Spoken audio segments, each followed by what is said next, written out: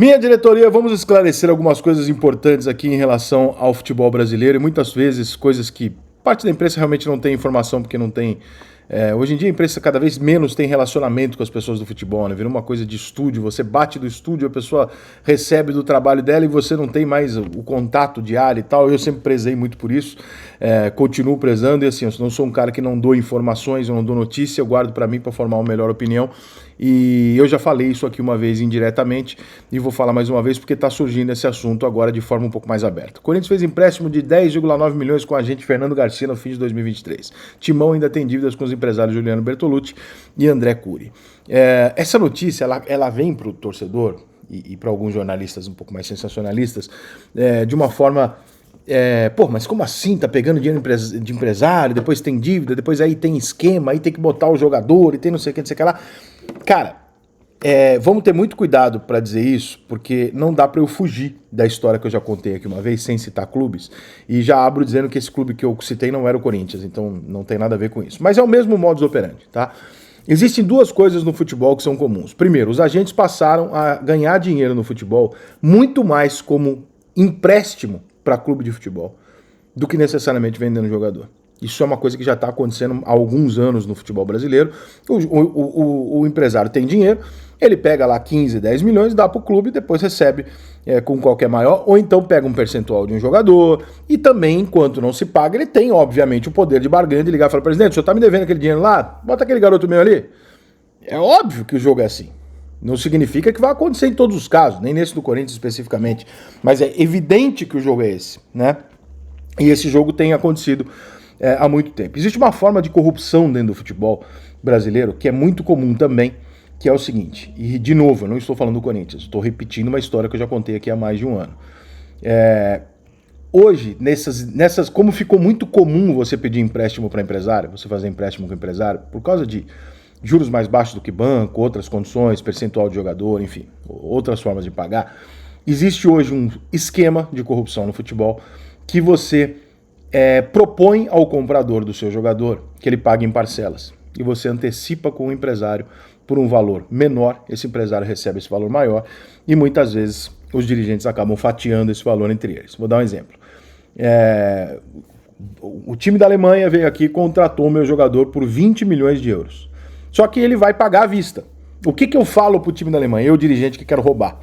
Eu falo, não, vamos fazer o seguinte, paga em 10 vezes. Às vezes o clube gringo acha, que do caralho, eu vou pagar em 10 vezes, melhor pra mim. Muitas vezes eles até não queriam isso, mas claro que normalmente se aceita a condição. Aí esse dirigente chega no clube e fala assim, vendi por 20 milhões, nós vamos receber em 10 vezes de 2 milhões.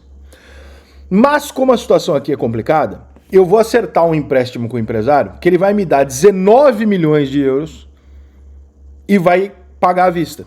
E depois ele recebe as parcelas, em 10 meses ele recebe os 20 milhões. Ou seja, esse cara ganhou 1 milhão de euros nessa transação, em 10 meses, e o clube recebeu os 19 à vista. Eu não precisava, eu podia ter recebido os 20 à vista. Mas quando ele recebe esse 1 milhão de euros que ele não ia ganhar e ganhou ali, ele divide. 200 para um dirigente aqui, 200 para outro aqui, 600 para ele. Ficou bom para todo mundo. Em 10 meses, ficou bom para todo mundo.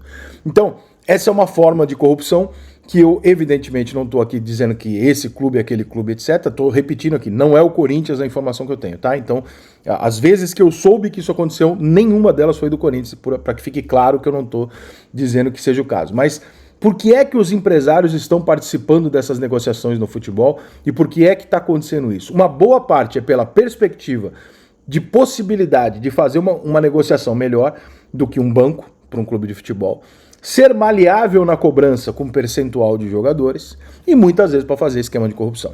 Então, não é uma novidade. Talvez muita gente da empresa esteja descobrindo agora que isso está acontecendo, mas isso está acontecendo há pelo menos 15 anos, né?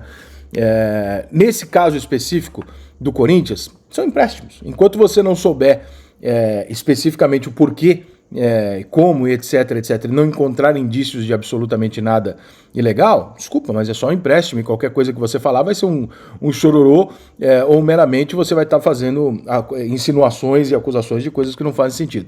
Existe muito mais gente no futebol fazendo empréstimo normal, sem fazer esquema, sem fazer sacanagem, do que gente no futebol fazendo sacanagem. Mas tem muita gente no futebol que faz sacanagem. Não é assustador, não é incomum o Corinthians estar fazendo algo que não é incomum, tá? Do clube ter dívida com o empresário, mas sim, Isso deixa o empresário numa situação de vantagem em relação àquele clube. Isso é inegável. Você tem um cara que vende jogador, você tem um clube que expõe o jogador para que se valorize, e esse cara tem uma dívida, o clube tem uma dívida com esse cara. É natural que esse cara amanhã ou depois vai falar, pô, bota meu menino ali. Claro, é assim que a banda toca. Né? Então, de novo, não estou falando desses caras especificamente do Corinthians, mas tem que ter atenção para isso. Por quê? Porque hoje funciona assim. Há algum tempo funciona assim. E a gente tem que ficar de olho, sim, e ver quais são as relações, as coincidências e tal, para que isso não vire algo tão cara de pau como a gente já tem visto no futebol brasileiro. De novo, são indícios, a gente não pode cravar, a gente não pode condenar as pessoas, porque tem muita gente honesta, mas é um hábito muito perigoso do futebol brasileiro ficar reféns de pessoas que estão fazendo negócios dentro do seu clube. Porque naturalmente você está contaminando uma relação. Então, é ruim. Né? O bom seria se os clubes tivessem o dinheiro deles em dia, pagassem em dia, tem o dinheiro ali, precisou do empréstimozinho ali, uma coisa rápida, vai lá no banco, pega o empréstimo. Não é o caso. Então, até porque os bancos nem querem emprestar para clube, porque o clube não paga. Então, você tem uma série de situações aí que agravam isso e que a gente pode ver cenários como a gente viu recentemente em alguns grandes clubes do Brasil, uma folha salarial com 18 jogadores, dos quais 12 eram do mesmo empresário. Fica, obviamente, não precisa ser gênio para olhar e falar, pô, esse cara tem uma relação fodida aqui dentro.